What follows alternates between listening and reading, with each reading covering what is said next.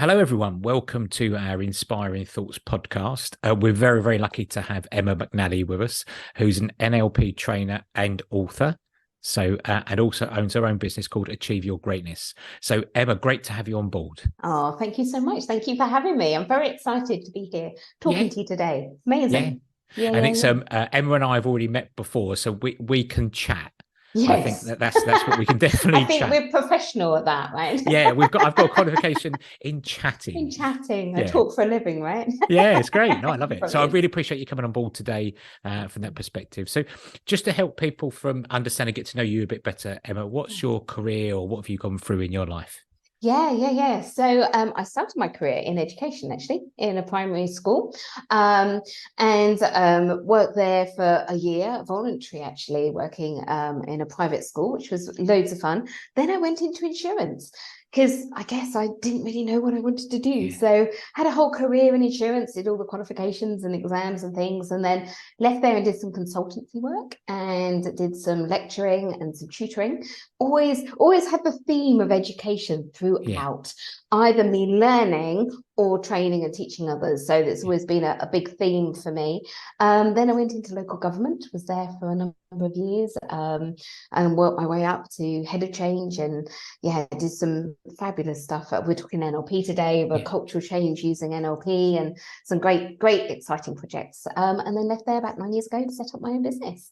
And the rest is history. So I write children's books. I also write NLP books, and I train NLP and coach and basically support people to achieve greatness in their lives. That's my mission. That's what I do, and I love it. It's the best thing ever. So absolutely love it. Yeah, it's amazing. It's the bit of getting to know you already. If they were to cut you in half, it would say NLP, wouldn't it? Pretty It much. pretty much would be Yeah. from that perspective. And also the bit, I know I was lucky enough to be on one of your taster sessions today. Yeah. Would you just probably talk to people about how you got into NLP? Because I found that fascinating this morning. Yeah. So life can sometimes throw curveballs. I don't know whether you noticed that. Maybe it resonates with some people that you're jogging along, and then suddenly you think, gosh, things aren't going quite to plan. And I had a particular work situation that I was finding really less than easy. A particular person that just could not click with, couldn't get on with. And I went to see my boss at the time and said, look, this is what's happening. And went, I'm sorry, not prepared to do anything about it. What you need to do is learn NLP and learn some new ways to manage and sort yourself out, was the actual phrase. I'm like, oh, okay. And that was one particular week. And in the middle of that week, I had an operation, and it was only a minor operation. However, rewind a couple of years, and my dad had been given too much anesthetic on the operating table, and he'd had a heart attack. So I had this fear and belief that I was going to die. So I went in for this routine operation and dissolved in a whole mess, shall we say, of tears, blood pressure sky high, to the point that they basically said they weren't prepared to operate because it would be too risky. So they sent me home, told me to sort myself out. When I then thought, right, I've got to do something. This is ridiculous. Life is not going the way I had planned. So that's when I discovered NLP. I did a taster session, a bit like the one that you went on this morning. Fell in love with it because it's so powerful that you can change things that aren't working for you, puts you back in the driving seat of your life. And I changed the belief, and I got rid of the fear of dying, which was rather helpful when you have an operation to go through. Had the operation, and everything was different. I was laughing and joking. My husband was like, who is this person that I brought to the hospital? He was like a completely different person. My recovery was so much different. And I've used those skills over and over and over in terms of health, in terms of all of that sort of thing. And then the person at work, he was exactly the same. However, I knew how to work with him easier. I was the one that had the tools and the language and the flexibility to build not only a good relationship with him, but also to, in terms of my career, to get promotion after promotion. And then, as I say, to use NLP to really help lots of other people and the organization. So that's where I discovered it. And I have to say, I'm not sure where I'd be without it, because it's like people say, so when do you use it? I'm like, all the time, every day. Yes. It's sort of those, it's skills for life. Yes. It's a view for life. It enables your life to be better and easier if you know this stuff. And when I discovered it, I was like, how come nobody's told me this before? How come I didn't know that you could change the way you feel or change your belief or make like differences to behaviors so that you could have different outcomes? How come nobody ever taught me this before? So it was a massive eye-opener. And it's one of those ones, because that's the bit of like me in the mediation world and coaching world, they're skills for life. And I think people say to me sometimes saying, oh, I haven't had a chance to mediate. And I'm thinking, you've missed the bit there. It's their life skills. Absolutely. And then the other bit's bolted on the back of it, the work stuff. But they're life skills, aren't they? They are. They absolutely are. If you buy a new computer or you get a new car or whatever, you take a bit of time working out how it works, right? Yeah. But the biggest and the most important thing you're ever going to have in your whole life is your brain, okay? And it's connected to your body. Yeah, we are one little package there. Yeah. But how often do we take the time to understand our brains, to understand why we do what we do, how we do it, the neuroscience that sits behind it? And then what I love about NLP is it's the applied neuroscience. It's the so what. So what can we do about it? So how can we make that change? If there's a conflict, what can we do? How can we understand what's going on for other people? How can we be curious? How can we have those better relationships? That's the bit, and that's the power, right? Understanding that. So that's why I love it. It's I would never guess that you like it. So there we go. No, sorry. Have I kept that subtle? Right? You've kept that like a secret, isn't it? Good. Yeah. So, what for people understanding? People have probably heard about Neuro Linguistic Programming before, so they've probably heard. But what is NLP? What does it mean? What does it mean? So NLP, obviously Neuro Linguistic Programming, the N part is neurons and about our brain, and it's that neuroscience bit and how we think. The L is for linguistics, which is language, and not only the words we use, but also our body language, all of that sort of thing, but also what we say to ourselves, okay, which I think is fascinating. If you start to eavesdrop on yourself, would you say that to a friend? Would you say what you say to yourself to somebody you care about? Does that make sense? So it's all about the language and the patterns and understanding how we can use these beautiful patterns to make change. And the P bit is programming. It's created in the 70s by Richard Bandler and John Grinder. And basically computer programming was the big thing. So that's why the P was there for programming. But it's about patterns of behavior, and it's about how to change those, and about giving us choice. So you put it all together, and basically it's about we create our own version of reality. You probably have come across this before. So my reality is different to your reality. I said this morning about having a shared cup of coffee. Your experience, it might be too strong, too hot, too sweet compared to mine. And if we understand how we've created that version of reality, how we've done that, then we can understand like the structure of it. We can then understand how to change it. So if our reality isn't what we want, we can then have the stepping stones to change it so we can create a different reality. Because we can't always, unfortunately, change events. Things happen, but it's not what happens to you that's important, it's what you do about it. And NLP gives us the tools to do something about it. So and it was like this morning, it was fascinating with the taster session that I come away, I was talking to my wife and saying about the word do not look down. And then the brain automatically connects to look down, so we go and look down, don't we? And we just had a really good chat about actually, like I think you used the opticians about don't move, you're going to move, and it's how the brain connects. And it just really resonated today about you can reprogram, you can think about it, and actually then come out with a more positive outcome, and also change your beliefs. That kind of sits behind it. So this morning, I just thought it was a kind of a really great session to break it down a bit more about words, vocabulary, the meaning, those kind of things. Yeah. Absolutely. Because those words fire off neurological pathways in your brain. Yeah. Okay. So if you say don't look down, you have to think about looking down before you think about what is not looking down. Yes. Does that make sense? So Yeah. that pathway has to fire before you then think, oh, okay, what else was I meant to think?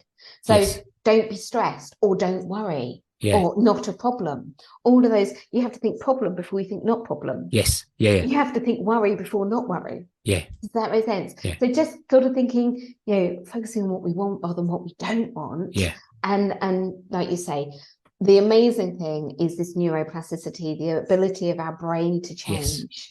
Yeah. And yes, sometimes we have to do, it's called classic conditioning, over and over to create those new pathways, but absolutely it's possible, which means that change is possible, which means that we can have a different outcome should we wish to. Yeah. Which is pretty cool, right? Yeah. Well, you're in control of yourself, isn't it? That's what I like with the mind and psychology, etc.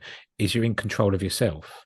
Absolutely. And it's the bit of, as you just said there, of if you checked in and listened to your mind thoughts, would you say that to your friend, or would you let them say that? It's one of those ones that you go, oh yeah, actually that's quite it's quite clever, isn't it? Myself. Oh, it really is. Yeah. It really is. Yeah, it's good. And it was created by modeling people who are exceptional in their field, which is why it's so clever, because it's not just been made up. It's like, oh, they create some awesome outcomes for people. How do they do that? Oh, well, if I learn how they do that, we can have the same results by applying that learning. So that's where it all came from, was going, well, if they can do something, this whole idea, if somebody can do it, then I can learn to do it. Yes. Yeah, definitely. And what would you say, like, the main benefits of people understanding NLP? What would you say the main benefits of them?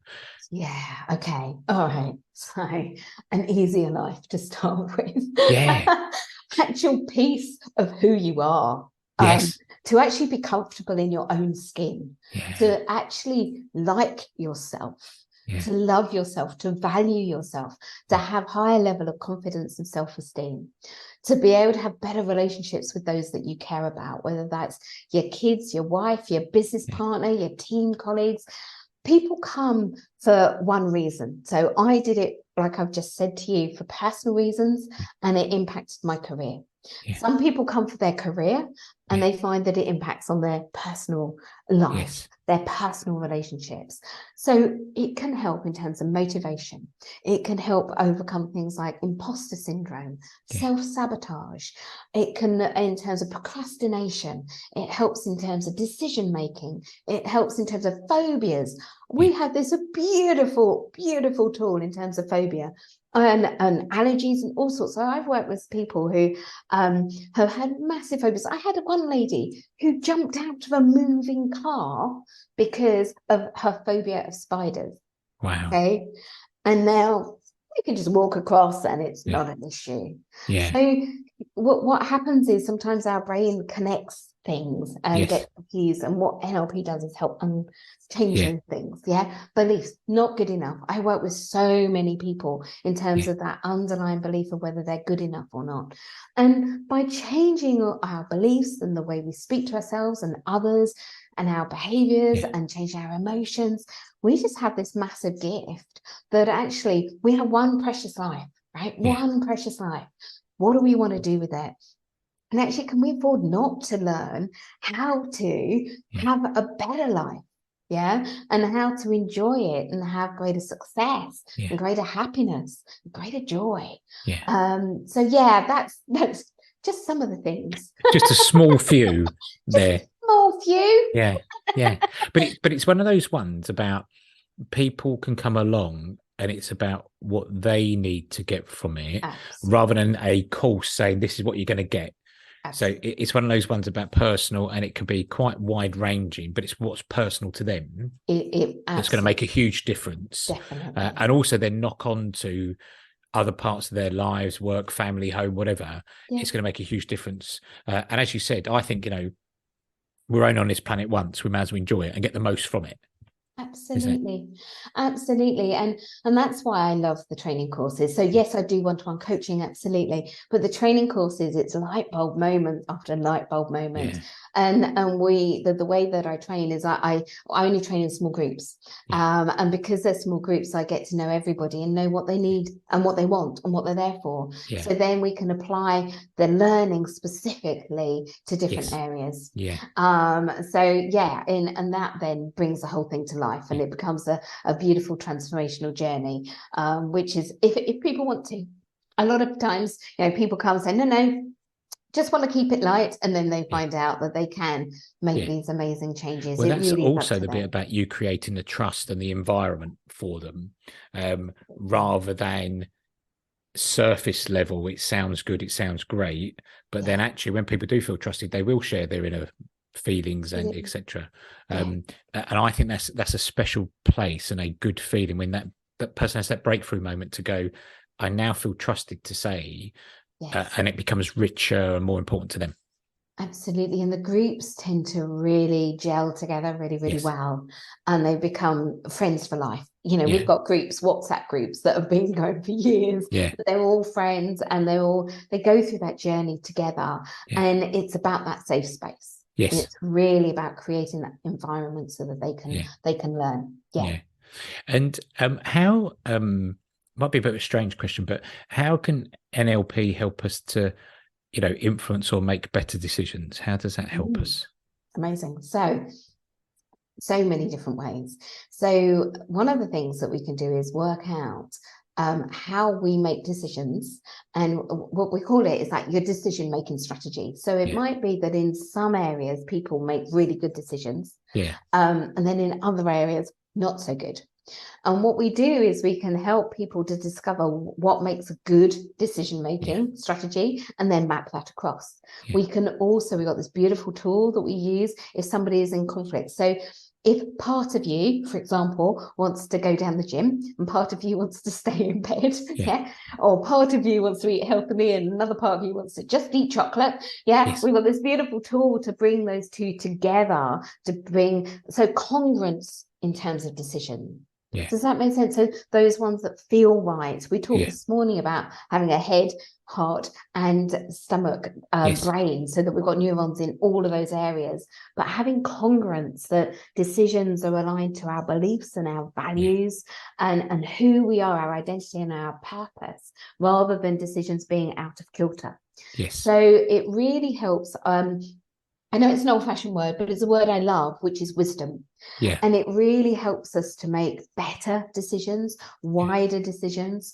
One of the things we look at is the ecology of doing change. So before we jump in and make changes, we think about the consequences. What are you going to gain? What are you going to lose? What's the consequences of that decision? So that we can have thought it through rather than jumping in. So it's very much about, there's so many tools in terms of decision making that just helps you to make better decisions because you're making more informed decisions. And I think that's the bit there, is informed decisions, isn't it? That's the clear bit, that the strategies would enable colleagues and people to go, actually, I made that decision, but I had all the my eyes were open to it. Exactly. If that makes sense. Absolutely. And the impact for ourselves, but also the wider impact. Yeah. So how is that going to affect your friends or family or your business or your clients or your customers, whatever it might be, and actually thinking wider than just ourselves. Okay. Rather than just going, oh, that's what I want, therefore. It's about that bigger ecology piece and making sure that that's congruent.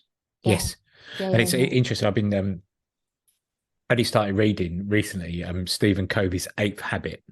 So I've just started to read the 8th Habit, and it's definitely about self, but also helping others to create kind of a greater synergy, but it's about really working the impact you have on other people, if that makes sense. Absolutely. We have something in NLP called neurological levels, and at the top it's about purpose. And your purpose is not just you, it's wider than you. And that's that. that wider piece, the impact that we have. We're not all islands. We all impact each other. Yeah. And what is that like? You know, are we creating a shadow or a shine? What are we Yes. creating on other people? And Yeah. how do we operate in this world? Yes. What's our life like? So yeah, for sure. No, Amazing. fantastic. Now, I was lucky enough. So I've asked Emma to share a couple of models with us today. So she's not going to go through and share every bit of the model. And I would say definitely get on her taster session. So we'll plug kind of achieve your greatness later. But would you mind just sharing? We went through this morning the Mercedes model. I know we're going to go into the communication model, but would you mind just sharing the Mercedes model? Of course, yeah. Just a The couple of parts Mercedes of model, just at a high level. So Mercedes model, nothing to do with the car. It's just because it's the shape of the badge. Yeah. And basically what this is about is changing one of those, so the three quadrants, as it were, changing one of those areas will have an impact on the other. Yes. So your language, for example, we talked a little bit about language a minute ago. What we say impacts on what we focus on, and what we focus on impacts on our physiology, and our physiology impacts on our language, and language on our physiology, on our focus. And if you change any one of those, so these are all looped and they're all interconnected. If you change just one of them, the others will follow. Change two, even better, you change even quicker. So it's about, you know, the focus, what we're focusing on, and making sure that, you know, is it like we were talking about earlier in terms of our language? Is it, if we're focusing on stress, then this part of our brain called the reticular activating system will find stress rather than not stress. Does that make sense? So what's not stress for you? If you know what that is, and then you start focusing on that, it's like a self-fulfilling prophecy. That's when you can start to put yourself back in the driving seat. So it really helps in terms of, you know, let me give you an example. You know, when COVID, the lockdown came into play, so a lot of people were feeling quite discombobulated. I was feeling slightly discombobulated, and I went for a walk with my husband, and I said to him, right, we're going to focus on all the things that we're grateful for, all the things that we have.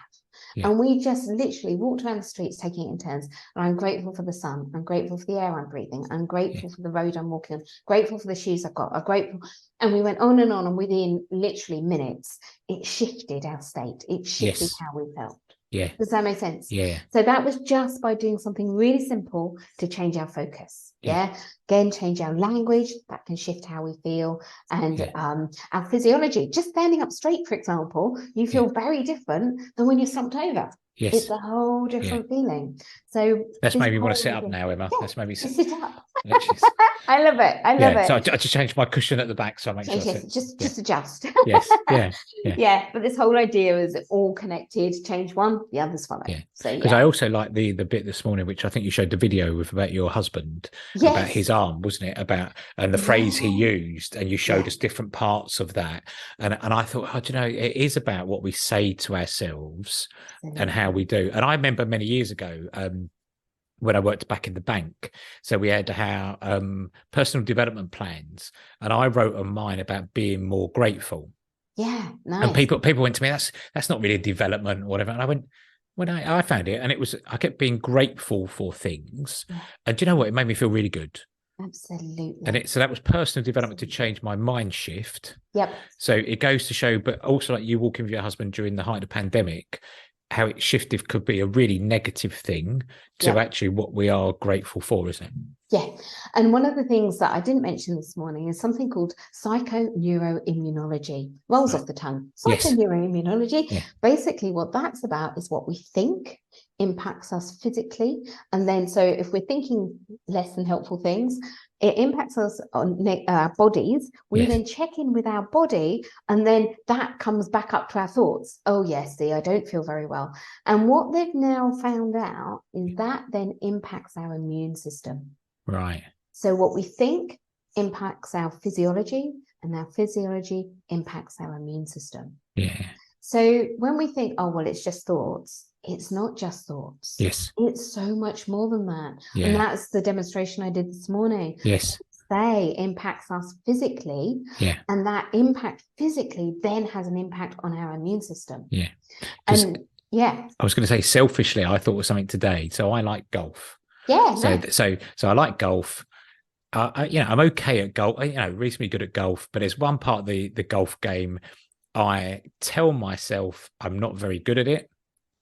I can feel my body clench with it. Yep. And guess what? I do a really bad shot every time, and then I get annoyed with myself. Yep. And then the next hole I go on, I'm annoyed, so I do a bad shot. So it's one of those ones that I can feel, but when I do a good shot with it, I'm quite relaxed, quite loose. It's fascinating how we're telling ourselves it's going to happen. We make it, and we clench up on that. So it is true, as I'm saying to people. No, absolutely. It's crazy, isn't it? You sort of think, well, how can just a word? But it absolutely does. It absolutely does, because the words are like surface structure. What sits underneath is a belief system. Yes. Yeah. So it's the belief system. And we talked this morning, didn't we, about beliefs or generalizations, that we tend to delete and distort information to keep that generalization alive. And that's great if it's a good generalization. Yes. But if it's not such a healthy belief, such as the one that I had, that I thought I was going to die, then that could be really less than helpful, right? And want to change. And that's what NLP gives us, is the tools to make that change and to have something more helpful. Absolutely. So if you believe that you're good, then you'll find, good at sport, you'll find more and more opportunities to be good. But it's even that one thinking about saying good at things. So I always used to think that I wasn't particularly good at technology, and I've tried to analyze why that is. And I think basically I didn't, as a child, didn't have loads of different computer games or different computer stuff, and then when I went to school, we didn't have computers, and it was very late on we had computers. But then I had a cousin that went and learned computers. So he worked in the computer industry. So I thought, he is a computer expert. He knows it, like coding and all this kind of stuff. So I kept telling myself I'm not very good at, and over the years, until about last year, I thought, I'm all right at technology, actually. I can set up my own YouTube channel. I can do these things. And I've suddenly realized that actually I'm quite good at technology. So I'm telling myself now, I'm quite good at it. Whereas before it was always, I'm not very good at technology. And you'd avoid it. Whereas I go, no, actually, I quite embrace it. So it's amazing what you can tell yourself and your beliefs. And your beliefs. And beliefs are so strong. I mean, you've probably heard of things like the placebo effect. They had a big experiment. I think it was Dr. Mosley did it on the BBC. And they had a whole group of people, this massive placebo. All of them had significant pain. They gave them the tablets and said, half of you have got a placebo, half of you, it's a new drug that's going to help with pain. And they all went away. They came back, however long later. And there was a big proportion of them that said, no, we definitely had the proper drug. Definitely, because our pain's improved. And they went, don't know how to tell you this. You all had placebos. And then there was this group of people that turned around and said, I don't care what you call it. It did be good and I'm carrying on taking it. That is the power of beliefs. Does that make sense? So even when they knew that it was just a sugar tablet or whatever, they're like, no, I'm still taking it. So this is where our beliefs become in, and we do a lot of work on beliefs in NLP because they are fundamentally they drive the lens through which we live our life, and they drive forward our behaviors and all sorts of things, and our emotions. So we like to work with the difference that makes a difference, and 9 times out of 10 it's a belief kind of thing that needs to shift slightly, and just that tiny shift opens things up. Because we were talking yesterday, if you believe you're not very good at something, you may not even bother trying. I wrote in my recent book, there was have you heard of Darren Brown? Darren Brown, he did this thing with this village about this particular dog was lucky, the statue of this dog, and about luck and stuff. And there was one guy who just did not believe that he was lucky. And even when they put a £20 note in front of him on the street, he didn't even notice it. They gave him a scratch card where he could scratch off and win a telly. He put it in the bin. So it's not even just the belief, but the belief can stop you even seeing opportunities. Because that belief is so strong. So can you see how it filters out even more than just a fundamental belief? It can impact motivation. It can impact the way you see the world. So Huge. And it's touching upon, and this morning we also looked at the communication model, which I must admit the drawing I did was superb of the head. Good. I think I definitely agree with that in my own little world. However, not to go too, because it's a not a complex model, but you've got to spend time to understand the model, which this morning you did with us kindly. One bit I did find fascinating about was the information, how many millions go through us. Would you just mind sharing kind of the kind of the thought process? The thought process, absolutely. So we get bombarded, they reckon, by about 2 million bits of information at any one moment. Okay, but what we can actually process is 7 plus or minus 2 chunks of information. So this whole idea of we have these filters to basically get us from this massive piece of information to what we can consciously focus on, and this is absolutely fascinating because if you're a morning person, you might be, or Einstein, you might be rocking the 9 chunks. But if you're me before a cup of tea in the morning, you may be maybe around the 5 mark. You see what I mean? Of how much you can actually hold and process in your mind. And the whole idea of the communication model is understanding how we create our version of reality and how communication can get deleted and distorted, and about curiosity rather than judgment of what's going on in somebody else's world. But that they reckon it's called cognitive load theory if people are interested in the research behind this 7 plus or minus 2 chunks of information. But they reckon with social media and the information that we have, that actually the amount is reducing. So it was 7 plus or minus 2 chunks. They reckon that's actually getting less. Really? And how much we can concentrate on, how much we can carry. I gave the example, if you're going shopping and you've forgotten your list, you might get some of the things, but you may not get everything. Well, that's the bit when I'm afterwards, and like any course or workshop, if you've got someone near you, you go and try some stuff out. So I was talking to my wife and I just said, when we go and do things without a list, how successful are we at getting our stuff? And it was really good. We tried to work out what we can actually remember, and it kind of, we both went, it does make sense about that. What you can remember and process at that time, isn't it? Definitely. And it's all about as well, if somebody's forgotten something, rather than thinking they've done it deliberately, if they've deleted something or whatever, that maybe they just had information overload at that moment. Maybe they didn't mean it. Do you see what I mean? Because we sometimes can take it personally. Oh, well, I'm not talking to them. They didn't reply to me. Well, maybe they just deleted it by mistake. And we had great videos, didn't we, on deletions and distortions and all sorts of bits and pieces this morning. Well, it's the bit as well in that, and we were talking this morning about the mediation world, about we use the 6 and 9 or 9 and 6 to try and get different perspectives. And I definitely think for me as a person, learning my mediation skills probably 4-ish years ago, to walk in other people's shoes more. And actually it's made me just, cut them some slack. And actually go, do you know what? That person might have pulled out on me. They may not have seen me. Try and walk in their shoes a bit rather than let's attack everybody and it's their fault. Because we're all so perfect, aren't we? Because we're all so perfect and never make mistakes, clearly.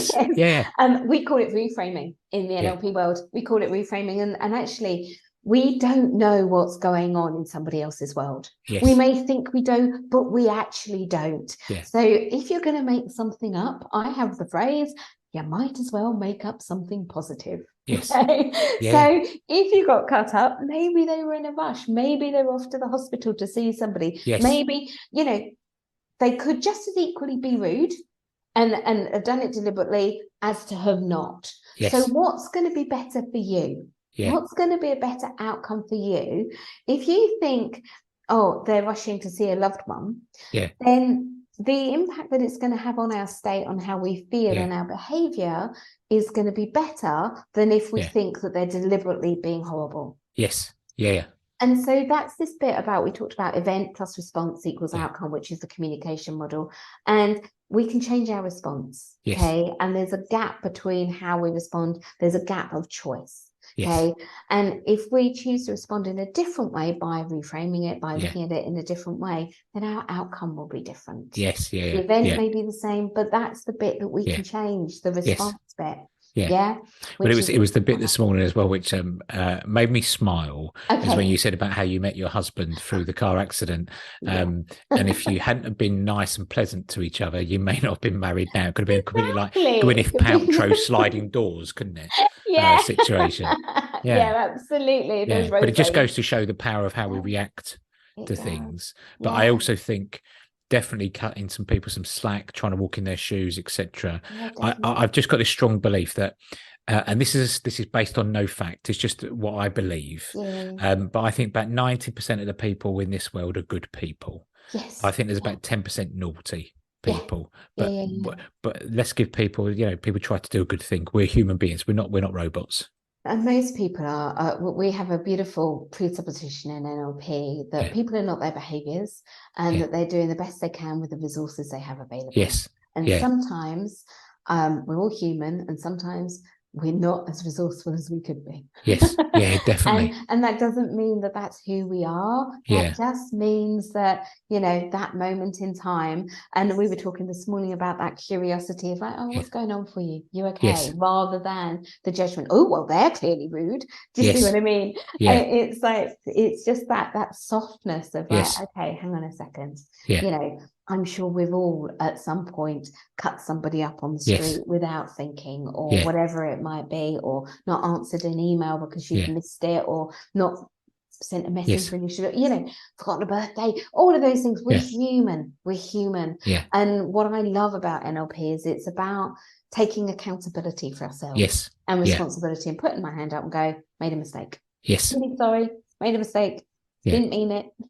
This was Yeah. not my intention. Do you know what I Yeah. mean? And how beautiful we said this morning, didn't we? I think what somebody said, Yeah. gosh, this could make the world a beautiful place, right? Yes. If Yeah. we could all act in that way, how Yeah. fabulous would that Yeah. be? Yeah. Now, you've also had the privilege of writing your book. So I know we're not going to talk about your children's books today, but also your other book, which we've got here, is Who's Flying Your Plane? Who's Flying Your Plane? Yeah. So who is that aimed at, or what's the general gist of the book? Yeah. Okay. So, Who's Flying Your Plane? How to Master the Controls of Your Life. It's basically for anybody who's curious in terms of performance psychology, anybody who wants to learn about NLP. So if you're interested in personal, professional development, if you want to achieve greatness in your life, if you want to get back into, I call it the pilot seat, to master those controls, that's what the book's about. So it's about, we have one life, and it's about how to learn to make great decisions. So I cover things like relationships, language, decisions, beliefs, emotions. I cover lots and lots of tools, and then how to apply it in everyday life. So there's models in there that you can literally use, and straight away there's lots and lots. It's jam packed full of examples, packed full of tools and NLP, beautiful NLP models that you can use and apply to have a better life, basically. So it's a good then and how can people get hold of your book, Emma? So normal places, Amazon, obviously you can get it hardback, paperback and Kindle. Audible will be coming out soon once I've finished it. Yes. Mid-recording, people, mid-recording. But if you're going to Waterstones or into Smiths or wherever you normally get your books from, you can order it from there as well. Oh, so fantastic. You can pretty much get it everywhere. So it's really good then. It follows on from all your work about putting yourself in the driving seat to really kind of make that change. And also I like the bit there about practical things in the book as well that to help people grab hold of. And that's just my own preference. I like to see something, but what's the practical tips that I can use in daily life? So I think that's great. Really I'm good. all about practical NLP, all about. So my students will tell you, I'm always coming up with models of like, right, this is the model which you can help with stress or resilience, or this is, conflict. We're doing conflict next week. We've always got like a new, like, how can I apply this in everyday life? How can I make my life better with NLP? That's what I'm all about. For sure. Really practical, and it's written quite conversational. I've got an amazing editor, let's just put it that way. She takes out some of my waffle, you'll be pleased to know, but it's still conversational, it's still light. And it gives lots of examples, a little bit of humor in there every now and again of like, oh, okay. As you do. So hopefully you'll get something from it, definitely. Yeah. No, it's fantastic. And we get asked regularly about from kind of our listeners, etc. What personal development are you working on for yourself this year? Oh, for myself. Yeah. Okay. So I love to learn. I'm always learning. So I'm always learning. So some of the things I do every single day is learn a little bit of Italian. Got Italian family. So Oh, wow, always learning Italian. So we have at a conference, an NLP conference, an international conference once a year. Yeah. And we have the privilege of having all of the audios available for 6 months. So I have got hours and hours and hours to go through. But I'm also doing something called M-braining. And this is all about your head brain, your heart brain, and your gut brain, and the alignment and how to use that in coaching. So I've got that course all being well coming up at the end of next month, actually, which is very exciting. So really exciting. So always learning. Always learning. And I think we discussed before, didn't it, about I think within both our lines of work is about it's a passion and vocation that comes through rather than having to do, and actually that learning and that richness is just great fun, and cool, give me more stuff. I love it. Absolutely. I'm always reading, always listening to something, always developing new models, always looking. I mean, NLP is a massive subject. I mean, the encyclopedia has 1,600 pages to it. So my practitioner alone, you learn 34 different models. So you can see how extensive it is. So, and there's always something to learn. There's always more research in terms of neuroscience and keeping up to date with all of that, so that all my trainings keeps fresh and there's new stuff that I bring in all the time. So which is the fun, right? Which I love. It is. You can tell when people do it because they go, actually, I just want to learn and be better and enjoy it. It's one of those ones I just find fascinating, and I think it's always good to learn. Yes, definitely. Well, it keeps your brain active. If nothing else. Keeps you young. As I'm very young, I know. Yes, me too. And Emma, how can people get hold of you or contact you, find more about NLP, those kind of, how can people get hold of you? Absolutely. Well, my website is achieveyourgreatness.co.uk, all one word. So if you have a look on there, you can book onto tasters, there's contact forms so that you can message me. I obviously respond to that. You've got all of the contacts there. I'm on social media. I'm on LinkedIn. I'm on Facebook. You name it, I'm there. I've got YouTube channels. So yes, any which way. So, but website normally is the best way, which is achieveyourgreatness.co.uk. And I love talking NLP, as you probably can tell, and sharing this with people. So just reach out, please do. And I would say to people, I reached out to Emma, and we've made a really good contact, and not just a work kind of relation. It was just a very good contact, and great to meet Emma as well. So Emma, can I just say a huge thank you for today? I really appreciate it. You've been a wonderful guest, and also thank you for the taster this morning. Really enjoyed that as well. So just want you to wish you all the best with your learning even more. Thank you. And just wish you best for the rest of the year. So thank you ever so much for joining us today. Thank you so much for having me. It's been an absolute joy. Thank you. Thank you, Emma.